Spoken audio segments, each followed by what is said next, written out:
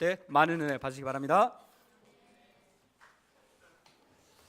할렐루야. 한 주간 평안하셨습니까? 오늘 예배가 다른 때보다 더 특별히 은혜스럽고 좋은 것 같아요.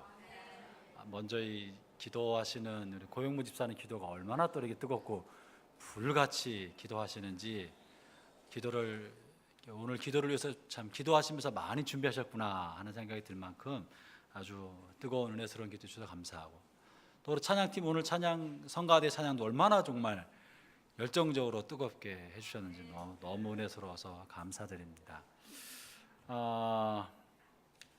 여러분 주보 안에 그 릴레이 기도 계속 우리가 지난 5월 달부터 이 카드를 나눠드리고 릴레이 기도를 하고 있습니다. 우리가 앞으로 딱 1년 정도 걸릴 것 같아요. 이제 성전 건축이 되고 내년 이맘때 여름에는 입당하게 되지 않을까 싶은데, 교회가 건축하는데 재정적으로도 지원이 필요합니다. 또 여러 가지 많은 필요가 있지만 무엇보다 먼저 시급한 것은 기도입니다. 기도의 벽돌이 쌓이기 전에 물질을 드린다 한들, 또 기도의 벽돌이 쌓이기 전에 우리가 아름다운 예배당에 들어간다 한들 어떻게 이것이 하나님께 영광이 되겠습니까? 먼저 우리 자신을 헌신하는 마음으로 기도의 벽돌이 되고, 나의 기도가 성전을 지어가는 하나의 벽돌이 된다는 믿음을 가지고 여러분 기도표를 가지시고 꼭 릴레이 기도를 열심히 참여해 주시기 바랍니다. 어떻게 하면 좋을까 중보기도팀이랑 상의하다가 매일 하는 게 제일 좋겠지만, 매일 하면 혹 빠뜨릴 수 있을 테니까 개인은 한 달에 한 번 각 자치회에 정해진 그날에만 하도록 한 겁니다. 그래서 매일마다 각 정해진 자치회가 꼭 지켜서 하기만 하면 온 성도가 빠짐없이 릴레이로 교회를 위한 기도가 끊임없이 올라갈 거라고 믿습니다. 근데 내가 빠지면 온 성도와는 기도의 연결고리가 빠져버리게 되는 셈이에요. 그러면서 꼭 각 자치회별로 편성된 그날을 잊지 마시고, 자치회 회장님께서는 자치회 성도들이 그냥 하도록 하지 마시고 시간별로 안배를 해주셔서 모두가 개별적으로 동참할 수 있도록 그렇게 해주시면 1년 정도 정말 든든히 기도가 잘 쌓여가면 마지막 내년 이맘때 우리가 성전 입당할 때 우리 기도의 벽돌로 지어진 그 영광의 감격을 누리게 될 줄로 믿습니다. 여러분, 영광의 감격은 물 떠온 하인만이 아는 거예요. 내가 물을 떠온 사람은 그 물을 맛보고 이 맹물이 변하여 포도주가 됐구나 감격하지만, 그저 놀러 온 사람, 잔치에 흥에 겨워 참여한 사람은 기적을 맛보지 못해요. 잔치는 참여해도 주님의 영광은 모르는 법이에요. 그래서 우리가 기도에 물을 길러 나누기를 바랍니다. 꼭 여러분 그렇게 참여해 주시면 좋겠습니다. 아울러 우리 광고하신 우리 서 목사님 말씀해 주셨는데, 아마 어떤 분에게는 왜 목사님이 쉬신다 그러나 아마 당황하신 분도 계실 거고, 저도 당황스러워요. 내가 온 지 얼마나 됐다고. 이제 만 3년 되어 가는데 여러분에게 먼저 죄송하고, 제가 제 몸을 잘 관리하지 못해서 제 눈에 질환이 생겼고 이 질환이 잘 잡히지 않아서 의사도 좀 권면이 있었고, 그 내용을 운영위원회 말씀드렸더니 운영위원께서 좀 쉬시도록 의결을 보아주셨고, 또 지난주 재직회에서도 동의해 주셔서 한 2달 정도 제가 좀 일반적인 환경에 벗어나서 몸과 특별히 눈이 또 마음도 좀 쉬면서 좀 여유를 가져야 될 것 같아요. 그래서 여러분 그렇게 허락해 주시면 감사합니다. 먼저는 성도들에게 죄송할 뿐이고, 또 제가 없는 동안에 저희 몫까지 다 수고하시게 될 우리 부목사님들에게 미안한 마음이 많습니다. 물론 이게 쉰다고 좋아지거나 회복될 건 아닙니다. 다만 계속 악화되고 있기 때문에 악화되는 속도를 좀 늦추고 관리하는 차원에서라도 잠시 좀 벗어나 있는 게 좋겠다 싶어서 요청을 드렸습니다. 사실은 제가 우리 교회 3년 목회하면서 1년 한 6개월, 처음에 6개월 만에 6개월 때 교회가 나갈 방향의 비전과 목회 방향, 목회 철학을 세우고 달려왔습니다. 네, 한 2년, 3년 진행해가는 과정에서 그동안 많은 일을 겪으면서 궤도 수정의 필요가 생겼습니다. 궤도 수정을 해야 할 필요가 생겼고, 우리 교회 현실과 잘 맞물려 돌아가지 않은 부분이 적지 않게 있었습니다. 또 그래서 교회가 여러분이 큰 어려움을 겪고 3년이 지났는데 이게 완전히 다 회복된 것 같지 않은 느낌을 받을 거라고 생각해요. 예전 같지 않고 여전히 과도기 속에 있는 것 같고 여전히 손에 잡히지 않은, 여러분 보기에도 우리 잘 가고 있나, 뭔가 좀 다 되지 않은 것 같은 아쉬움, 또 저 역시 우리 교회가 이런 방향으로 가야 되는데 잘 가지 않는 것에 대한 아쉬움이 대단히 많습니다. 그래서 이 부분을 잘 보완해서 어떻게든지 하나님 우리 가운데 주신 비전을 잘 이루어내고, 또 무리 없이 성도들이 상처받지 않고 누군가 뒤떨어지지 않고 모두가 다 아우러서 가려면, 한두 사람이 빨리 달아가고 남은 사람이 뛰어오는 것이 아니라 10사람이 한 걸음을 같이 가게 하려면 더디지만 반듯하게 밟아야 할 거는 밟아야 하기 때문에, 그리고 어떤 부분은 또 추진할 건 추진해야 되기 때문에 이 그림을 정교하게 좀 다시 그리고 큰 그림을 다시 그려야 할 그런 필요성을 제가 절감하고 있었습니다. 그러던 차에 또 쉼도 권유받고 해서 좀 쉬면서 우리 교회의 비전과 앞으로 나갈 방향의 큰 그림을 좀 다시 그리자, 그런 시간이 좀 필요했다 생각을 합니다. 여러분, 저의 몸을 위해서 기도해 줄 뿐만 아니라 내년 이맘때가 되면 새 성전 시대에 걸맞는 새로운 비전과 새로운 방향을 가져야 합니다. 지금처럼 이렇게만은 갈 수 없어요. 우리가 또 한 번 우리의 껍질을 벗고 새로운, 그에 걸맞는 새로운 옷을 입고 달려갈 수 있도록, 여러분 저를 위해서 제가 올바른 분별력 가질 수 있도록 기도해 주시고, 또 우리 함께 그 방향을 볼 수 있는 안목을 갖도록 함께 기도해 주신다면, 제가 한 두 달 쉬는 동안 그냥 몸만 쉬는 게 아니라 큰 그림을 주 앞에 그림을 준비할 수 있도록 해주시면 좋겠습니다. 오늘은 이제 백투더 베이직 5번째입니다. 그리고 전체적으로 보았을 땐 6번째가 됩니다. 오늘 제목은 복음으로 사십시오입니다. 우리의 신앙의 기초 중의 기초, 반석 중의 반석은 복음입니다. 이 복음에 대해서 우리 다시 한번 점검해 보려 합니다. 다시 이 5번째 복음으로 사십시오를 나누기 전에 우리가 지금까지 했던 칼럼까지 합치면 6개 한 번 더 기억해보고 정리합시다. 그래서 마음에 신앙의 기초석 이 6가지 기둥을 마음에 박아놓고, 이것이 초석이 되고 시금석이 되고 나침판이 되어서 내가 잘 가고 있나, 본질은 도외시하고 내가 주변에 너무 신경 쓰고 있는 거 아닌가, 자신을 늘 점검하게 되었으면 좋겠어요. 제일 첫 번째가 뭐죠? 예배. 따라합시다. 예배가 최우선이다. 예배가 최우선입니다. 예배가 최우선입니다. 다른 어떤 것도 대체할 수 없습니다. 두 번째, 성경을 읽자. 따라합시다. 성경을 읽자. 성경 읽어야 됩니다. 성경 읽는 거 이외에 하나님을 알 길이 없습니다. 성경을 읽자. 세 번째는 하나님과 동행하는 삶이었죠. 따라합시다. 하나님과 동행하는 삶을 살자. 하나님과 동행하는 삶을 살자. 하나님을 늘 의식하면서 그분의 뜻이 어딜까, 내가 하는 곳에 함께 하시나, 나는 주님과 함께 하고 있나, 그분과 동행하는 삶을 살도록 끊임없이 의식하는 것입니다.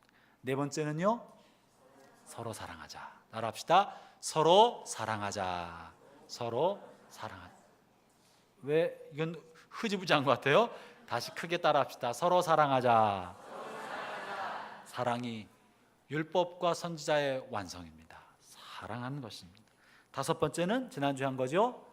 예수님을 알고 예수님을 알게 하자. 시작. 예수님을 알고 예수님을 알게 하자. 내가 알아야 예수님의 증인이 되고 전달자가 됩니다. 모르고 증인이 어떻게 되겠습니까? 내가 체험하고 내가 안 분을 전할 수 있는 겁니다. 전하는 게 먼저가 아닙니다. 내가 아는 게 먼저입니다. 내가 경험한 것만 전할 수 있는 거예요. 예수님을 알고 예수님을 알게 하는 것입니다. 오늘 마지막 여섯 번째, 시작. 복음으로 살자. 고맙습니다. 어떤 분이 스펄전 목사님에게 이렇게 물었어요. 목사님, 나에게 천국을 보여주신다면 내가 믿겠습니다. 천국을 보여준다면 내가 믿겠습니다. 그래서 스펄전 목사님이 이렇게 말씀하셨답니다.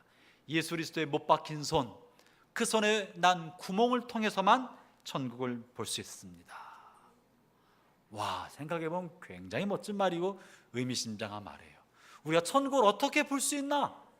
어떻게 마음에 품을 수 있나? 바로 예수님의 손에 난 구멍, 못 박힌 구멍을 통해서만 천국은 들여다볼 수 있다. 다시 말하면 나를 위해 피 흘리신 예수 그리스도의 십자가의 사랑과 그 구속의 은총을 깨달은 그 눈으로만 천국이 보인다는 것입니다. 주님의 십자가의 은총을 깨닫지 아니하고 천국은 막연한 곳이고 멀기만 한 곳이고 손에 잡히지 않는 곳이에요. 천국은 낭만적인 패러다이스가 아닙니다. 그리스도의 구속의 은총을 받아 누린 사람의 마음과 그의 장래에 보장된 주님의 나라인 것입니다. 저는 오늘 이 말씀을 통해 저나 여러분 안에 이 천국이 생생하게 그려지기를 바랍니다. 구속의 은총이 마음에 새겨지기를 바라는 것입니다. 여러분, 복음이 뭡니까? 복음을 영어로는 굿뉴스, 굿뉴스를 해석하면 복음, 복된 소식, 좋은 소식이란 말이잖아요. 그러니까 복음은 뭔가 좋은 소식입니다. 뭐가 좋은 소식입니까?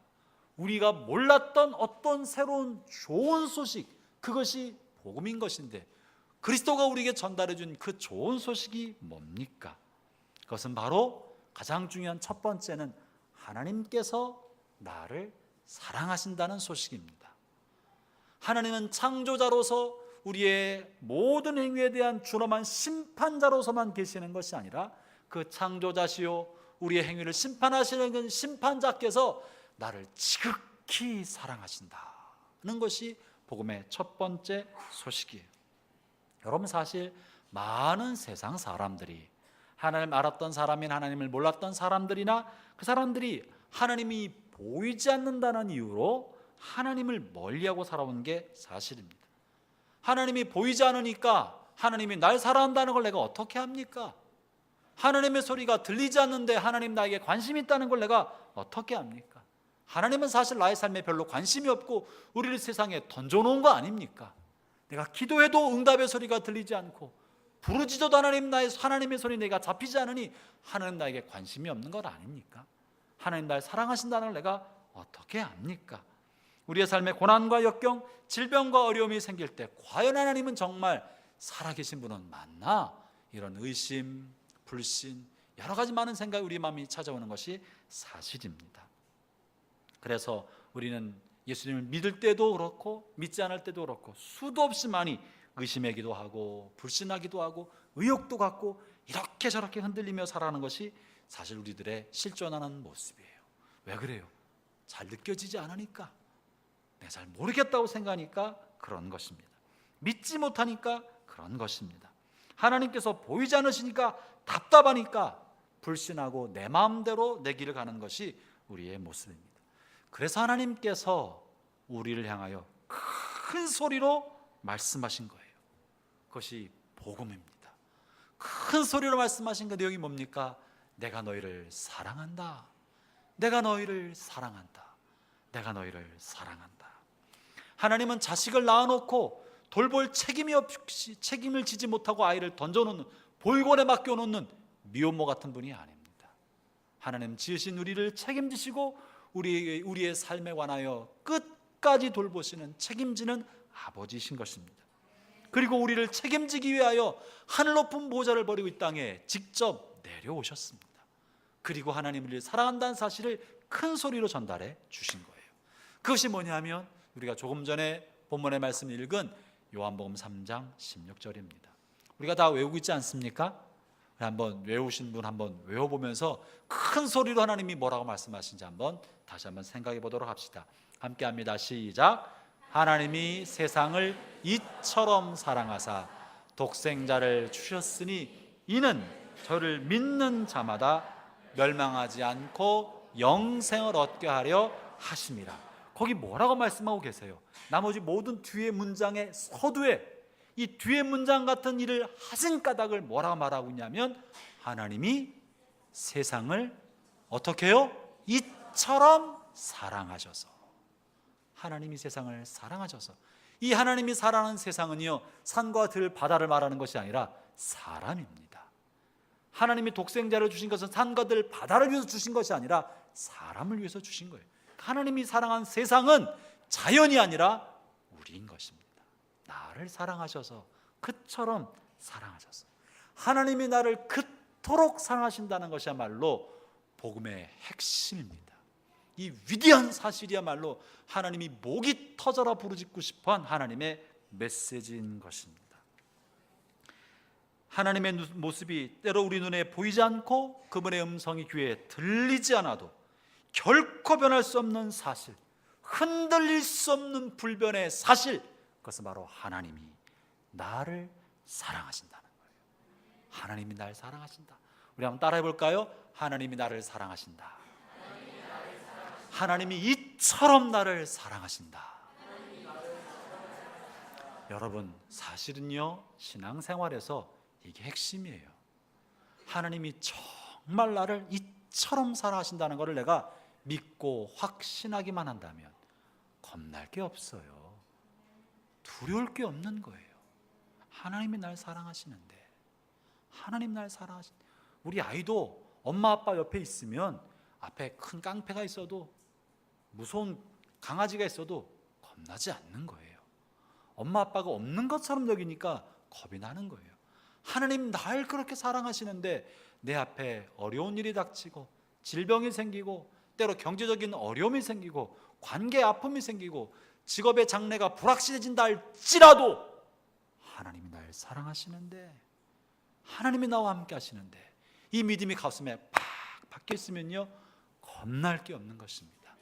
여러분, 이것이 복음의 첫 번째 핵심입니다. 여러분 안에 하나님이 날 사랑하신다는 첫 번째 복음의 핵심이 여러분의 심장에 보석처럼 박혀 있기를 축원합니다. 잊지 마십시오.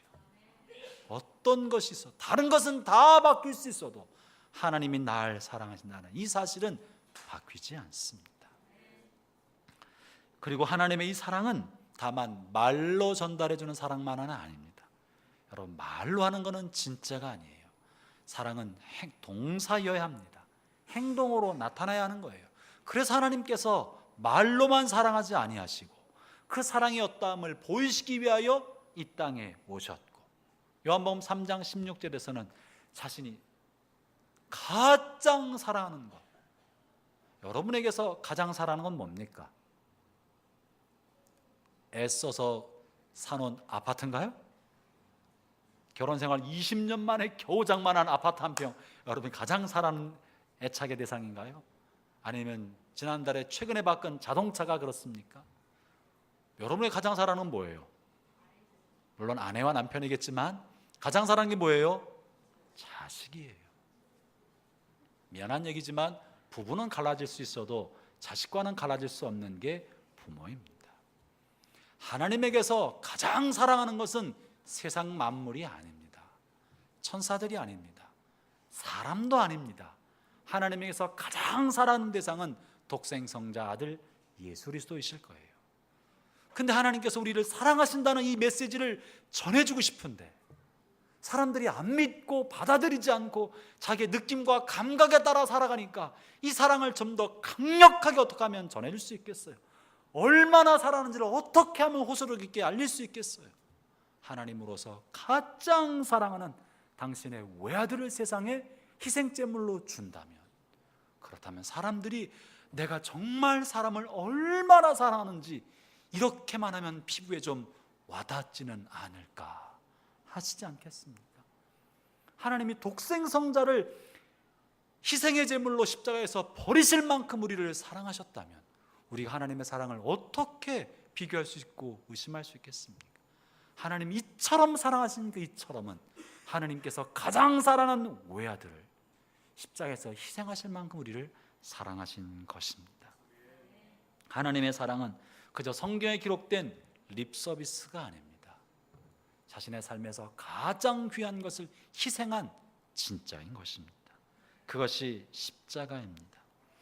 그런데 때로 우리가 하나님의 사랑이 눈에 보이지 않고 흔적을 찾을 수 없을 때 마음이 힘들어집니다. 기도가 응답되지 않을 때, 나의 삶의 환난과 역경, 고난이 자꾸 반복될 때 정말 사랑하시나 싶은 거예요. 그러나 여러분, 그때 잊어서는 안 될 건 우리의 삶에 생기는 형통과 평탄한 길, 마음에 원하는 일이 잘 되는 것으로 하나님의 사랑을 확인하려고 하면 안 됩니다. 안 되는 거예요. 그는 이 세상이 서로 자신의 이기적인 욕심이 끊임없이 충돌과 마찰이 일어난 세상이기 때문에 모든 사람의 욕구가 다 만족될 수는 없는 거예요. 그리고 이 세상을 지배하는 건 누구입니까? 우리가 타락한 다음에 이 세상을 하나님께서 마귀에게 던져주셨어요. 이 마귀가 세상의 임금입니다. 성경에 그렇게 기록되어 있지 않습니까? 공중 권세 잡아서 세상의 풍조와 사조와 세상의 기운과 방향을 이끌어가고 있는 것은 마귀고, 오늘도 세상을 통치하고 있는 것은 마귀인 것입니다. 그렇기 때문에 이 세상은 하나님의 뜻이 온전히 이룩되지 않는 거예요.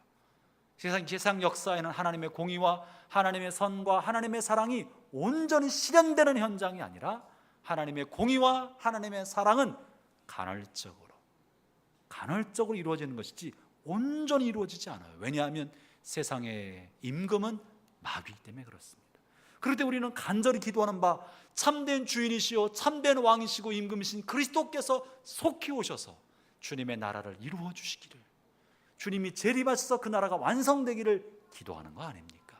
그러므로 세상에 하나님의 공의와 하나님의 사랑이 이루어지지 않고, 마치 하나님의 그 사랑의 흔적이 달빛처럼 어떤 때는 구름에 가리고, 어떤 때는 하늘이 흐려서 가리고, 어떤 때는 지구 그림자에 가리고, 어떤 때는 만월로 둥그스름하게 떠 있다가 어떤 때는 반토막 나는 것 같고, 어떤 때는 깜깜해지고, 마치 하나님의 사랑이 이렇게 달빛처럼 사라졌다가 나타났다가 모양이 변하는 것처럼 여겨질 때, 그렇다 해도 하나님의 사랑이 바뀐 것이 아닌 것입니다.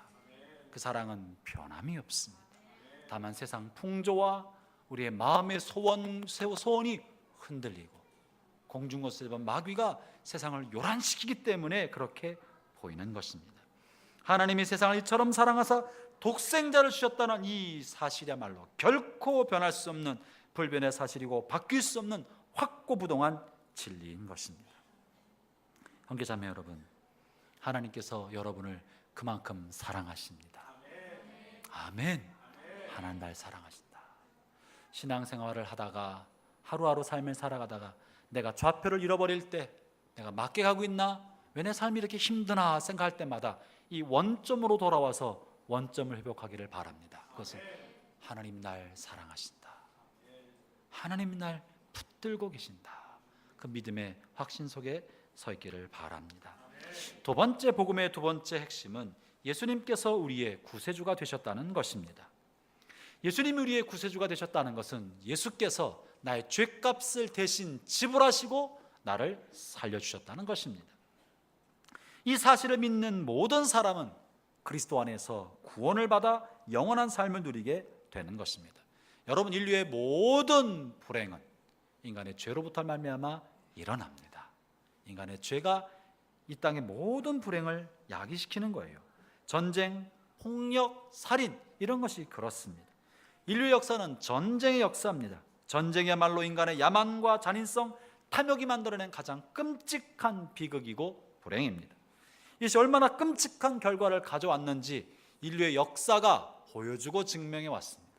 사람들은 생각하기를 우리의 지성이 발달하고 문명이 발달하고 사회 간의 합의와 서로 존중이 발달하고 문명이 잘 이루어지면 이런 야만적 전쟁은 사라질 줄 알았어요.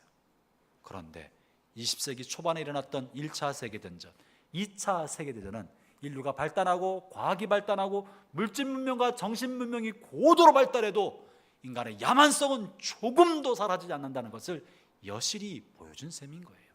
그래서 지금 같은 시대에 무슨 전쟁이 일어날까요? 천만의 말씀이에요.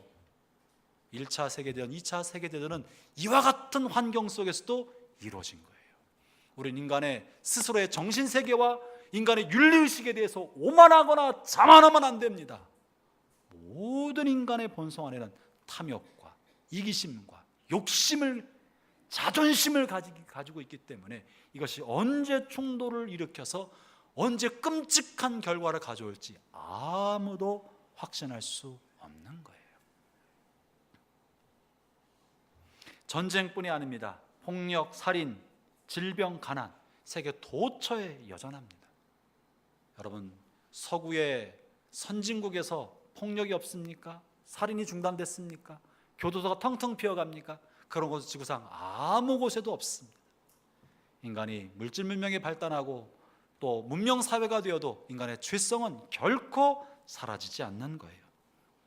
20세기 천형이라고 불리는 에이즈, 동성애와 짐승과의 수간이 만들어낸 끔찍한 질병입니다.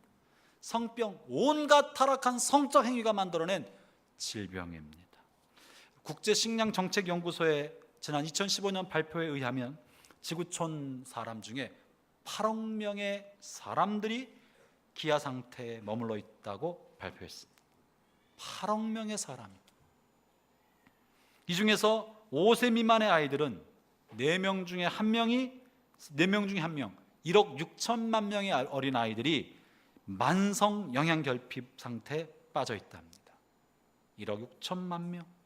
그 중에 매해 310만 명의 어린아이가 영양실조로 죽어가고 있습니다. 해마다 300만 명이 넘는 아이가 굶어 죽어가고 있습니다. 이것이 100년 전 일이 아니라 지금 오늘날 벌어지고 있는 사실인 거예요.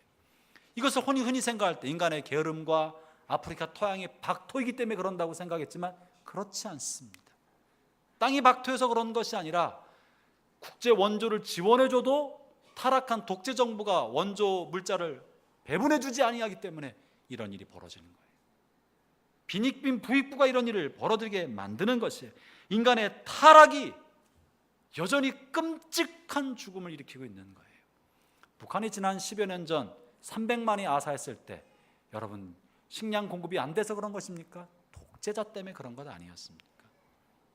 인간의 부패한 본성은 여전히 우리의 모든 문제와 인간의 모든 괴로움의 뿌리와 근원이 되는 것입니다. 이런 죄악의 본성은 교육으로 고쳐지지 않습니다. 훈련으로 바뀌지 않습니다. 훈련과 교육으로 바뀐다면 우리도 괜찮은 사람이 됐지 않겠어요? 우리도 받을 만큼 훈련 받았잖아요. 배울 만큼 배웠잖아요.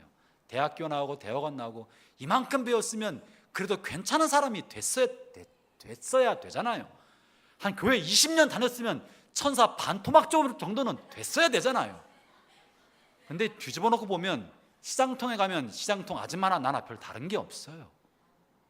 지하철에서 이리 밀리고 저리 밀다 보면 그저 동네 사람이나 나나 큰 차이가 없는 거예요. 왜 그렇습니까? 우리의 본성은 여전히 살아있기 때문에 그러한 거예요. 이것에 대해서 우리가 교만할 수 없습니다. 내가 더 낫다고 감히 입을 벌려 말할 수 없어요. 설사 날 행동은 조금 덜할지 몰라도 내 마음속에 벌어지고 있는 끊임없는 갈등은 여전한 거예요. 인간의 죄성은 교육과 훈련으로 바뀌지 않는 거예요. 그럼 무엇으로 바뀝니까? 힘으로 되지 않고 능으로 되지 않냐고 오직 성령으로만 가능한 거예요. 하나님의 영이 우리 안에 들어와서 내 속사람을 근본적으로 어루만져주지 아니하면 밖에서부터 들어온 의식화와 세뇌와 훈련과 교육은 머리에만 남지 우리의 전인을 바꾸지 못하고 속사람의 본성을 바꿔내지 못하는 거예요. 그러므로 우리는 끊임없이 하나님 앞에 긍휼과 자비를 구하고 성령의 도우심을 구하고 저 앞에 나를 내어드려야 되는 것입니다. 그렇기 때문에 우리 주님께서 이 나의 변하지 않는 죄성, 해도 바뀌지 않는 나의 죄성을 대신하여 십자가에 죽으시고 나의 죄값을 지불하셨다는 것은 어마어마한 복된 소식인 거예요. 만약 우리가 그리스도가 십자가에서 나를 대신하여 죽지 아니하고 다만 내가 열심히 성경 보고 기도 많이 하고 헌신된 삶을 살아가서 마침내 30년 신앙생활하고 40년 신앙에서 천사 반토막이라도 되어야만 하나님께서 나를 받으심직하다면 우리 중에 아무도 그 경지에 올라갈 사람은 아무도 없습니다. 우리는 날마다 그저 지옥불에 떨어질 존재로 살 수밖에 없는 거예요. 그러나 주께서 그러한 우리를 대신하여 우리의 모든 죄값을 대신하여 십자가에 당신이 지불하시고 단 한 번의 영원한 죄값을 지불해 버리시고 우리를 향하여는 더 이상 너희들은 죄값을 지불할 필요가 없다. 너희들의 죄값은 영원히 지불돼 버렸다. 지불했다. 그렇게 끝내버리셨기 때문에 우리는 더 이상 죄값으로 투쟁하고 갈등하고 나의 죄 문제로 씨름할 필요가 없게 되어버린 것입니다. 형제자매 여러분, 여러분은 영원토록 죄값으로부터 자유로운 사람인 줄로 믿기 바랍니다. 얼마 전에 신문에 한국판 장발장이라는 기사가 실린 적이 있어요. 그 기사 내용은 이래요. 지난달 4월 달에 춘천교도소로부터 39살인가 30대 후반의 한 사람이 출소했는데 언론에서 그 사람 기사를 다룬 거예요. 그는 18살 때에 빈집에 들어가서 돼지 저금통 하나 훔쳤다가 교도소에 갔어요. 그 돼지 저금통에서는 2만 원도 채 안 들었답니다. 근데 그 사람이 고아였고 고아원에 나와서 자립하는 삶을 살지 못한 그런 상태였어요. 부모가 변호해 줄 사람이 없고 아무도 변호해 줄 사람이 없으니까 재판관은 이 사람이 도주의 우려가 있고 재범의 우려가 있고 돌볼 사람이 없다는 이유로 그냥 감옥으로 보내버렸습니다. 그때부터 이 사람의 감옥살이는 시작이 되었어요. 그리고 나오면 또 할 일이 없으니까 또 빈집털이, 또 들어갔다 또 나오면 아무도 취직시켜주지 않으니까 또 배고파서 빈집털이, 이렇게 해서 교도소를 7번 드나들게 되었고 14년 4개월의 삶을 살아버렸습니다. 18살부터 시작한 그의 교도소 생활은 39이 되어서 최근에 다시 출소한 거예요. 그의 청춘은 이렇게 날아가 버렸습니다. 앞으로도 어떻게 될 줄 아무도 보상 못합니다. 7번 교도소를 들어다니면서 그러니까 총 훔친 총액은 200만 원이 채 안 된답니다. 200만 원. 한국판 장발장 2만 원 돼지 저금통 훔쳤다고 시작한 그 인생이 이렇게 돼버린 거예요. 그는 다시 자신의 삶을 시작할 만한 기력이 없어졌어요. 전과 칠범을 누가 써줍니까? 누가 이 남자와 결혼하려 하겠습니까? 40인데 남은 앞으로 삶을 어떻게 살겠습니까? 다시 자신의 삶을 시작할 수 있는 여력이 없는 거예요. 여러분, 세상은 그러합니다. 만약에 하나님이 우리를 바라보실 때 반복하는 죄에 대하여 추궁하신다면 우리 중 자유로울 사람이 어디 있겠습니까? 그러나 주님께서 나의 죄값을 한 방에 처리해 주심으로 우리는 언제나 맨 땅에서 제로 베이스에서 처음부터 다시 시작할 수 있는 사람이 된 것입니다. 이게 얼마나 큰 은총인지 몰라요. 과거에 아무리 많은 실수를 했다 할지라도, 과거 나의 삶이 아무리 부끄러운 삶을 살았다 할지라도 주께서 나의 죄값을 다 지불해 주셨기 때문에 주 앞에 빈손으로 나가서 다시 시작하고자 마음먹는다면 우리는 뉴 크리에이처로, 새로운 피조물로 언제든지 다시 시작하는 거예요. 얼마 전에 한 분이 그러시더라고요. 이번 생에서는 틀린 것 같습니다. 아니요, 이번 생에서 틀린 사람 아무도 없습니다. 우리는 날마다 새로운 피조물이 될 수 있습니다. 내가 지난 삶에 집착하지 아니하고 주님 나를 새롭게 하신 것을 믿기만 하면 나는 새로운 피조물로서 언제든지 리셋 버튼을 누를 수 있는 거예요. 리셋, 다시 해보자. 최근에 제가 우리 아이들이 가르치는 게임을 하나 하고 있어요. 게임을 몇 개 하고 있는데 하다가 안 되면 쉽더라고요. 리셋, 다시 시작하면 다시 판 깨기를 시작할 수 있어요. 처음부터 다시 하는 거예요. 여러분, 우리 인생 나이는 지나갔으나 하나님 나라에 들어갈 그때까지 언제든지 리셋이 가능합니다. 오늘 주일 예배를 통하여 여러분 흔들리는 삶, 좌표를 잃어버린 삶, 불안과 연매 있는 삶이 있었다면 리셋합시다. 다시 시작합시다. 맨 바닥에서부터 다시 짓는 마음으로 다시 출발할 수 있는 것입니다.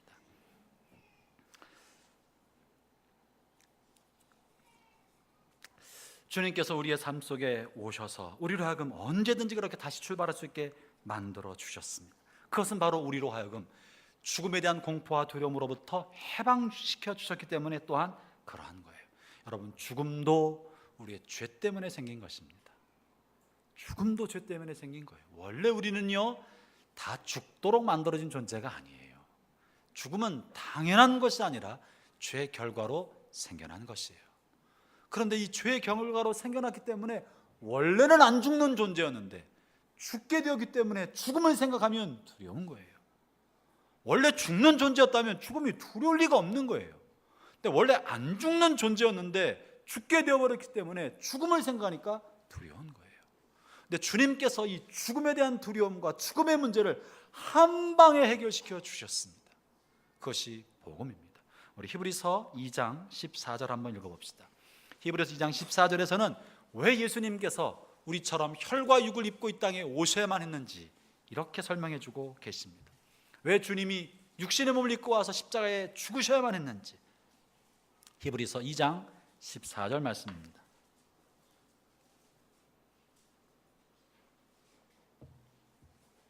찾으셨습니까? 같이 읽겠습니다. 시작.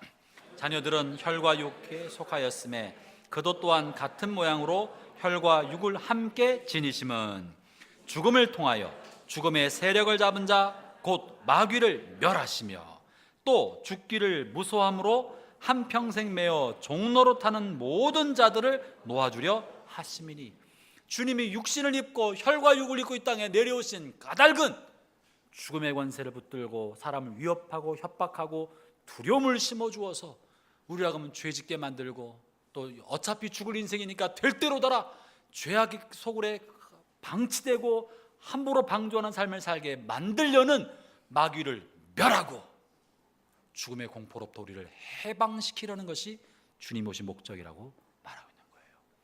그렇기 때문에 복음을 진짜 아는 사람들은 죽음의 공포로부터 노임받는 것입니다. 주께서 말씀하시기를 나를 믿는 자는 죽어도 살겠고 무릇 살아서 나를 믿는 자는 영원토록 죽지 않을 것이다. 여러분, 우리는 죽어도 죽는 것이 아닌 거예요. 믿으시겠습니까? 목사님, 죽으면 죽는 거지 죽는데 어떻게 안 죽어요? 죽어도 죽는 게 아닌 거예요. 왜 그렇습니까? 저녁에 잠을 들면 아침에 일어나는 동안에 우리는 죽은 시체처럼 있어요. 죽은 거예요? 죽지 않은 거예요? 안 죽은 거예요. 그래서 우리는 그것을 죽었다 말하지 않고 뭐라고 표현해요? 잔다 그러는 거예요. 주님께서 우리가 죽었을 때 우리를 뭐라고 표현하셨어요? 내 친구 나사로가 잔다. 자는 거예요. 자는 거예요. 그랬다가 부활의 날 주님이 얘들아 나와라 하는 그날 우리는 산지사방이 흩어져도 우리의 몸이 다 모여서 새로운 몸을 입고 일어서게 될 것이에요. 우리는 죽어도 죽는 것이 아니라 자는 거예요. 그리고 부활의 날에 다 강건한 몸으로 최상의 상태로 일어나게 될 것입니다. 적어도 우리가 죽음에 대하여 당당히 맞서고 죽음 앞에 두려움 없이 설 수 있다면 우리의 삶을 훨씬 더 여유 있게 살아갑니다. 훨씬 더 진실하게 살 수 있습니다. 여러분이 우리를 누르고 있는 미래에 대한 두려움과 죽음의 공포로부터 벗어나기를 축원합니다. 그리고 다른 사람에게도 그렇게 말해줘야 되잖아요. 암이 생겨도 의사가 고칠 수 없는 질병이 있다 할지라도 가까운 내 가족이 내 곁을 떠나간다 할지라도 우리는 아는 거예요. 죽어도 살겠고 죽어도 죽지 않는다. 왜냐하면 그리스도가 대신 죽었기 때문에 우리는 더 이상 죽음이 없다. 그것이 우리를 얼마나 담대하게 만들어요. 저는요, 저희 어머니 아버지를 다 질병으로 떠나보냈어요. 그렇기 때문에 제가 천국 가는 게 감사해요. 저는 제가 천국 가야 할 이유가 있어요. 천국을 소망하고 바라보는 이유가 있다고요. 우리 왜냐하면 엄마 아빠 너무 일찍 보내드렸어. 가서 만나야 돼. 이 천국이 얼마나 내 마음에 소망을 준 하나의 요인이 됐는지 몰라요. 여러분의 삶 가운데 죽음에 대한 두려움만 거쳐도 삶을 당당하게 살 수 있습니다. 그게 복음입니다. 로마서, 오늘 좀 전에 읽은 로마서의 말씀, 로마서 1장 16절에 복음은 모든 믿는 자에게 구원을 주시는 하나님의 능력이다. 그 하나님의 능력은 능치 못할 것이 없는 것입니다.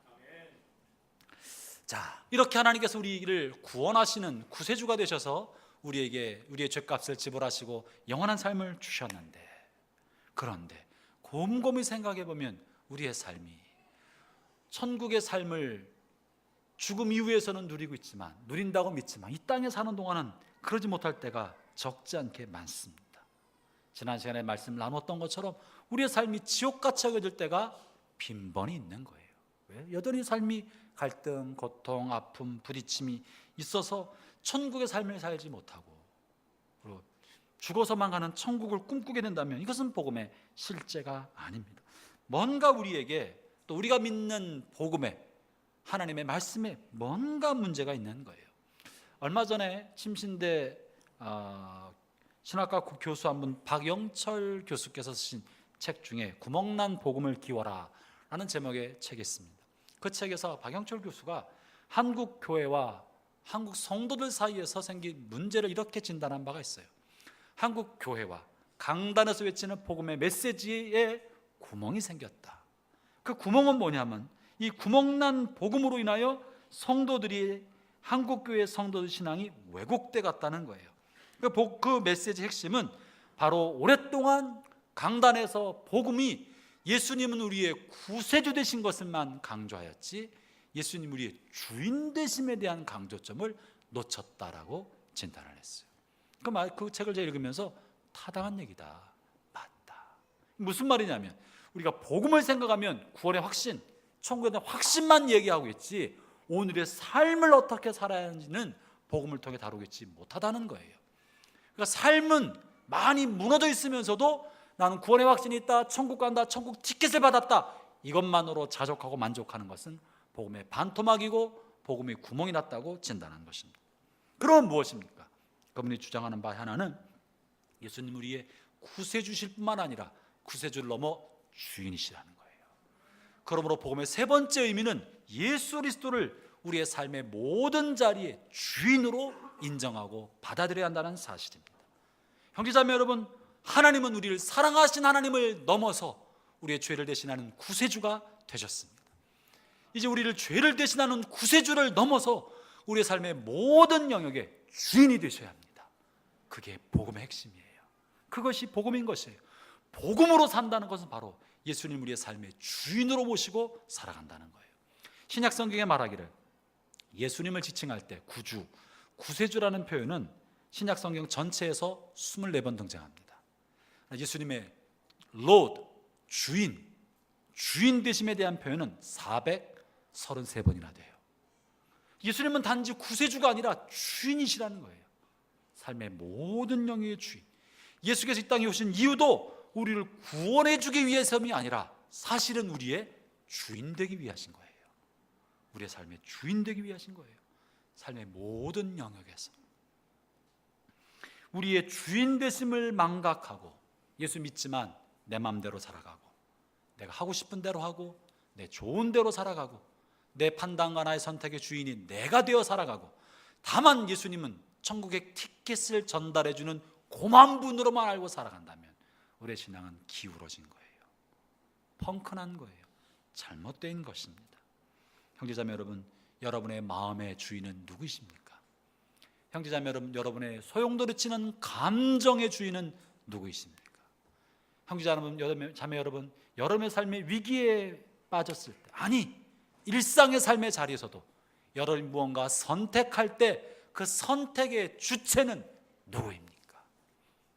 그 선택하게 하는 그 주체가 여러분의 주인인 거예요. 내 기분대로 내가 선택하면 나의 감정과 기분이 주인인 것이고, 이성적 판단과 내가 좋아하는 철학을 따라 살아가고 있다면 그 사람의 철학과 이성이 그의 인격과 삶의 주인인 것이고, 매 시간마다 주님의 뜻이 무엇입니까? 나의 원대로 마옵시고 아버지 뜻대로 되기를 원합니다라고 끊임없이 물으면서 하나님 앞에 자신을 비우는 사람은 그리스도가 주인 된 사람이 되는 것이에요. 그렇기 때문에 복음은 반드시 갈라디아서 2장 20절에 바울이 고백하는 바, 이 바울의 고백처럼 우리의 삶에 고백이 일어날 때 복음으로 사는 삶이 되는 것이에요. 같이 한번 읽어볼까요? 갈라디아서 2장 20절. 복음의 삶을 살아가는 바울의 고백을 들어봅시다. 그리고 이 고백이 저와 여러분의 고백이 되기를 바랍니다. 함께 읽겠습니다.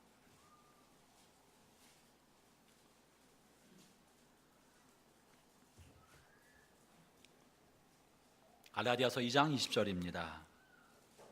시작. 내가 그리스도와 함께 십자가에 못 박혔나니 그런즉 이제는 내가 사는 것이 아니요 오직 내 안에 그리스도께서 사시는 것이라.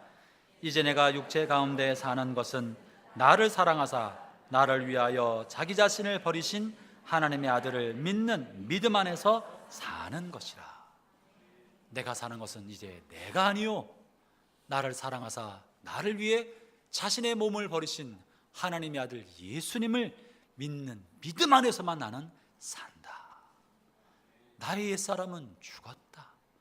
내가 그리스도를 알게 되어 그리스도를 나의 삶의 구세주로 모시고 나의 삶의 주인으로 마음에 받아들이는 순간 내 마음대로 살았던 과거의 나는 죽었고, 그리스도와 십자가 달려 돌아가실 때 그 십자가는 내가 죽어야 할 자리이기 때문에 내가 거기서 죽었고, 그리스도가 부활하심으로 나는 그리스도와 함께 부활하여 이제 내 몸에서 그리스도가 살도록, 그리스도의 인격이 살도록, 그분의 성품이 내 안에 살도록 하는 것이 복음으로 살아가는 것입니다. 형제자매 여러분, 그럴 때 여러분이 지나간 자리, 여러분이 누군가 대화 나눈 그 자리에서는 예수님의 향기가 나타날 것입니다. 여러분과 만나고 나서 여러분을 추억하는 사람들의 마음속에는 여러분의 이름을 떠올리면 참, 그래, 예수 닮은 사람이지, 그래, 그분은 참 예수 닮았어 하는 마음이 일어날 것입니다. 여러분의 이름보다도, 여러분의 성향보다도 참 그 친구 예수 잘 믿지, 예수 닮은 사람이야 라는 울림이 있는 그런 삶을 살아가는 저와 모든 성도 되기를 축원합니다. 기도하겠습니다.